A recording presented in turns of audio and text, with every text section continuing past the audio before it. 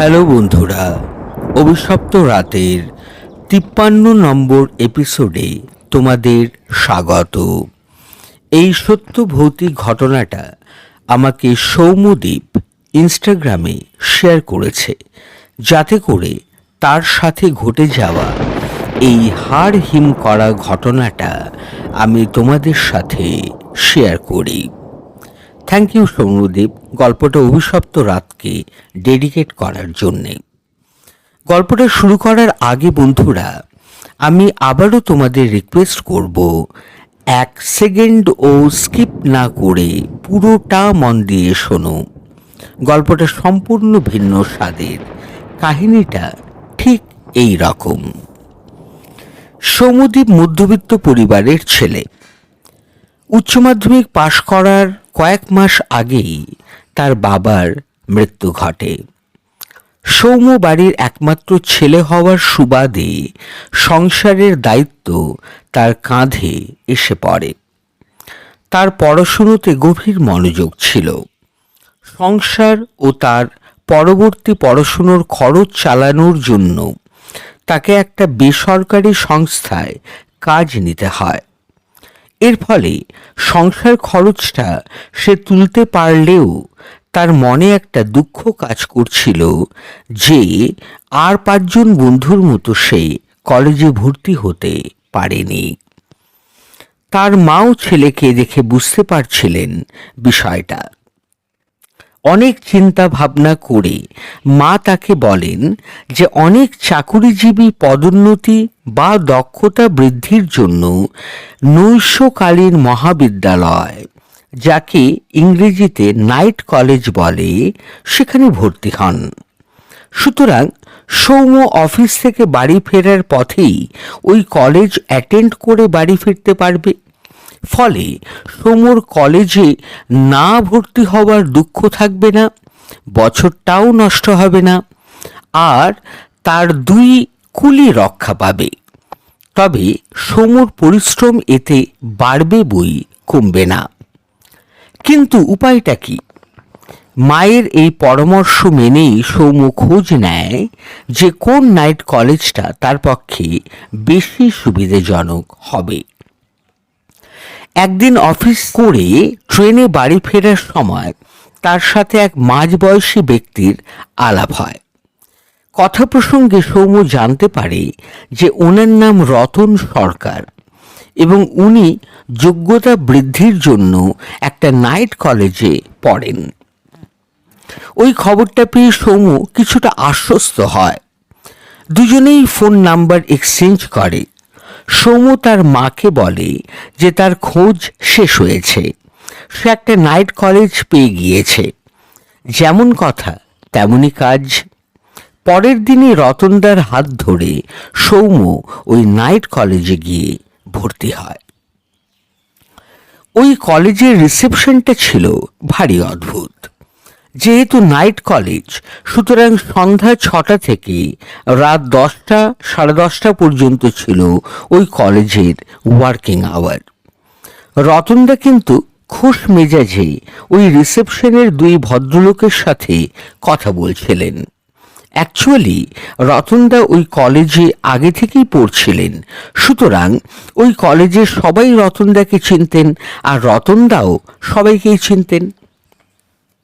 সৌম্যর কিন্তু ওই রিসেপশনের ওই 2 ব্যক্তিকে মোটেই পছন্দ হয়নি, কারণ ওই 2 ব্যক্তির পরনে যে প্যান্ট ও ব্লেজার ছিল আর গলার যে বো টাইটা ছিল, সবই ছিল কেমন যেন বেশ পুরনো ফ্যাশনের।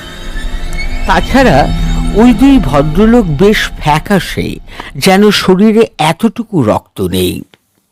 ওরা যখন রতনদার কথায় হাসছিলেন, তখন ওদের ধারালো সাদা দাঁতগুলো চকচক করে উঠছিল, যেন হঠাৎ তাদের সামনে 2টো করে দাঁত স্প্রিংয়ের মতো লম্বা হয়ে গিয়ে সৌম্য রক্ত চুষে খেয়ে তাদের বহুদিনের খিদে মিটবে। তাদের চোখগুলো কেমন যেন লালচে, আর দৃষ্টি অনেকটা অপলক, অর্থাৎ চোখের পাতা যেন পড়ছে না। সৌম্য ভাবল যে সে ওই সব কি ছাইপাশ ভাবছে। ওটা একটা শিক্ষা প্রতিষ্ঠান, ওখানে বিদ্যার দেবী সরস্বতীর বাস।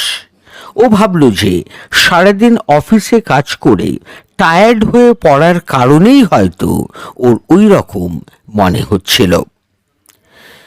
ওই রিসেপশনে ফর্ম নিয়ে ফিল আপ করে ছবি লাগিয়ে প্রিন্সিপালের রুমে যায় অ্যাটেস্টেড করাতে। সেখানে সৌম্য পৌঁছতেই ও আরও বেশি অবাক হয়। প্রিন্সিপাল এর কেবিন এবং মেন দরজার সামনে পৌঁছতেই দরজা আপনা আপনি খুলে যায়। প্রিন্সিপাল এর কেবিনটা কিন্তু খুব একটা উজ্জ্বল নয়। সিলিং থেকে তার ঝুলানো একটা অনুজ্জ্বল বাল্ব ঝুলছে। চারিদিকে খোলা আলমারিতে থরে থরে বই সাজানো, নিচে সবুজ কার্পেট বেছানো। বড় একটা সেন্ট্রাল টেবিলের বিপরীতে একটা রিভলভিং চেয়ারের দরজার ঠিক বিপরীত দিকে মুখ করে এক মোটা করে টাকমাথা ভদ্রলোক বসা। গায়ে কালো একটা পোশাক। সে আলো আঁধারিতে সৌম্য বুঝতে পারেনি সেটা ব্লেজার নাকি অন্য কিছু।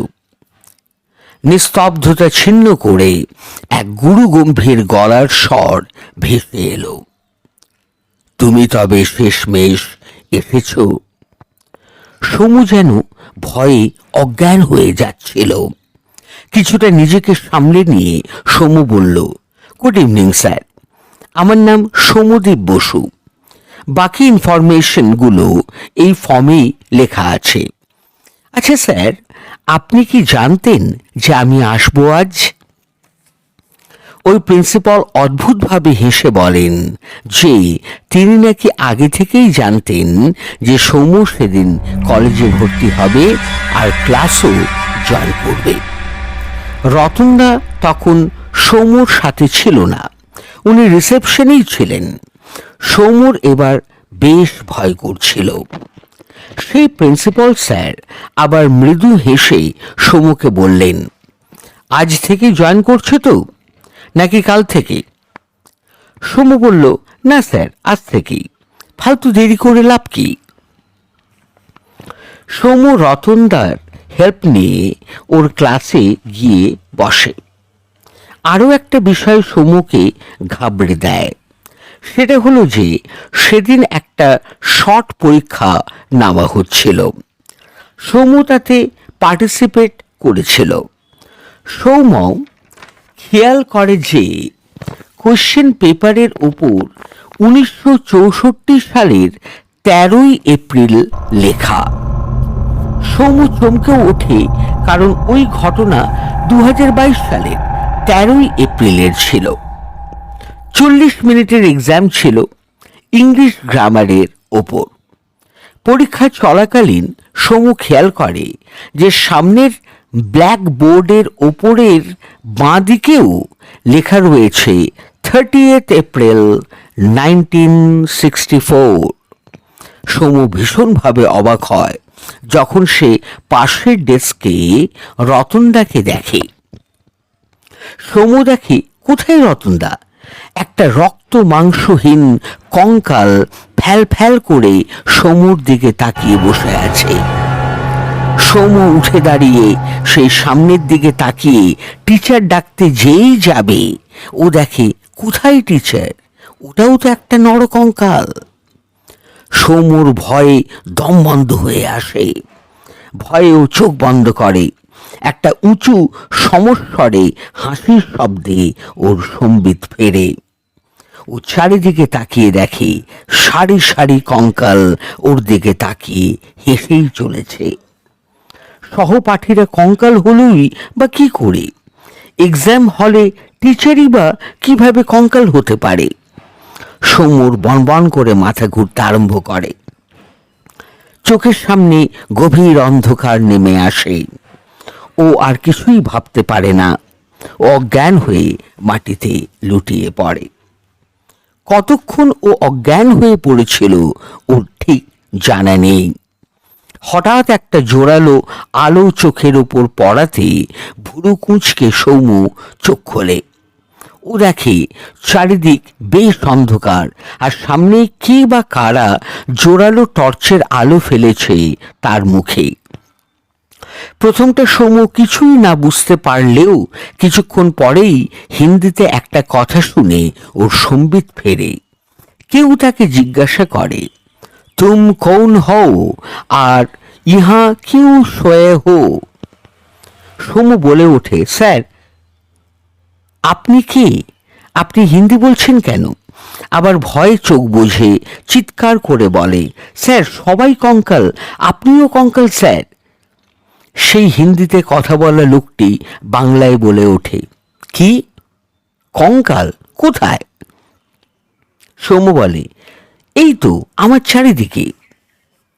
অন্য লোকটি বলে, কি যাতা বকছো, এবার ওঠো তো।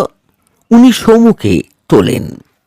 সৌম্য ভয়ে ভয়ে চোখ খুলে দেখে কোথায় কলেজ, কোথায় ক্লাসরুম, কোথায় ভুতুরে রতনদা, কোথায় বা বাকি কঙ্কালগুলো। চারিদিক অন্ধকার। একটা পাঁচিল দিয়ে ঘেরা খোলা মাঠের মাঝখানে সৌম্য ঘুমোচ্ছিল।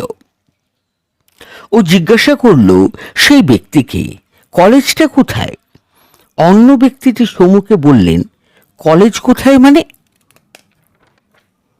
শুনেছি বহু আগে, অর্থাৎ 1964 সালে এখানে একটা কলেজ ছিল। এপ্রিল মাসে এক বিধ্বংসী অগ্নিকাণ্ডে তা পুড়ে ছাই হয়ে গিয়েছে। শুনেছি তখন নাকি একটা পরীক্ষাও চলছিল। প্রফেসর সমেত স্টুডেন্টরাও নাকি পুড়ে মারা গিয়েছিল সেই অগ্নিকাণ্ডে। সৌম্য কোনো কথাই বলতে পারে না। সেই ব্যক্তি বলেন, পাশেই একটা কেমিক্যাল প্ল্যান্ট আছে, আমি তারই চৌকিদার। এইখানে একটা গোঙানির শব্দ শুনে দৌড়ে এসেই তোমাকে এখানে পড়ে থাকতে দেখি। 1964 সালের পরপরই ওই অভিশপ্ত কলেজ এখান থেকে ভেঙে সরিয়ে ফেলা হয়েছে। এখানে এখন একটা বড় মাঠ রয়েছে, বিকেলে বাচ্চারা এখানে খেলে। এটা এখন সরকারি সম্পত্তি। লোকটি সৌম্যকে প্রশ্ন করে, তুমি এখানে এলে কি করে, তাও আবার এত রাতে? সৌম্য প্রশ্নের উত্তর দেবার অবস্থায় ছিল না। সে ফ্যাল ফ্যাল করে সেই চৌকিদার কাকুর দিকে তাকিয়ে থাকে আর মনে মনে ভাবে, এখানে এখনো রাতের অন্ধকারে সেই অভিশপ্ত নাইট কলেজ আরম্ভ হয়, রীতিমতো পরীক্ষাও হয়। এমনকি রতনদা, তার একমাত্র পরিচিত কলেজে সঙ্গীও প্রতিদিন ক্লাস অ্যাটেন্ড করে। এটা কেউ না জানলেও সৌম্যতা হাড়ে হাড়ে জানে। ভোর হয়ে আসছে, সৌম্য ধীরে ধীরে বাড়ির পথে রওনা দেয়। বন্ধুরা, তোমাদের গল্পটা কেমন লেগেছে আমাকে কমেন্ট বক্সে কমেন্ট করে জানাতে ভুলো না। আর গল্পটা যদি সত্যি তোমাদের ভালো লেগে থাকে তাহলে গল্পটাকে একটা লাইক করো, যতটা সম্ভব শেয়ার করা যায় শেয়ার করো। আর চ্যানেলে যদি তোমরা কেউ নতুন হয়ে থাকো, চ্যানেলটাকে প্লিজ সাবস্ক্রাইব করে আমাকে উৎসাহ দিও এই ধরনের অদ্ভুত সুন্দর গল্প তোমাদের জন্য উপস্থাপন করার ক্ষেত্রে। ধন্যবাদ। Good night. তোমাদের রাত শুভ হোক।